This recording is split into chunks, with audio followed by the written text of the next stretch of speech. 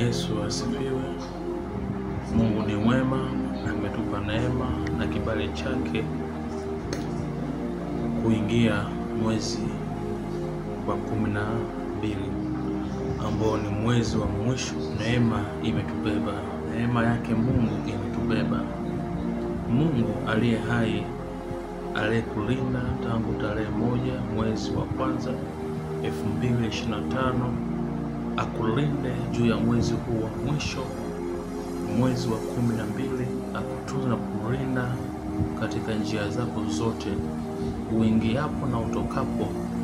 Mungu awe nawe, mwisho wako ukawe na kishindo. Mwisho wako wa mwezi huu wa 12, mwezi wa mwisho wa mwaka huu, ukawe ni mwezi wa kishindo kwenye maisha yako. Usiwe mwezi wa huzuni, mwezi wa mateso, mwezi wa maumivu. Ukawe ni mwezi wa kishindo wenye furaha na uzima. Kama Mungu aishivyo, akulinde uingiapo na utokapo. Ninakuombea kwa mamlaka ya jina la Yesu, tarehe yako 1 ya mwezi wa 12 2025, ninaombea tarehe 1 hadi tarehe 31 ya mwezi wa 12 2025.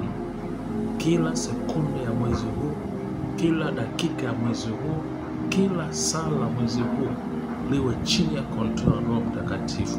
Ninaweka wakfu majira yako yote, wiki yako ya kwanza, wiki yako ya pili, ya tatu, ya 4 ya mwezi huu.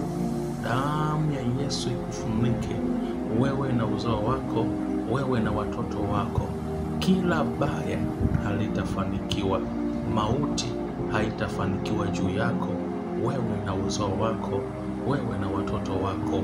Maana Mungu wa majeshi, Mungu aliye hai, atakulinda wewe na uzao wako. Atakulinda asubuhi, atakulinda mchana, atakulinda jioni, atakulinda hata usiku, majira yote. Baya lolote halitakupata kwa mamlaka ya jina la Yesu. Damu ya Yesu ikuzingile kwa jina la Yesu. Wingu lake Mungu aliye hai la ulinzi litembee pamoja nawe, uingie hapo utokapo.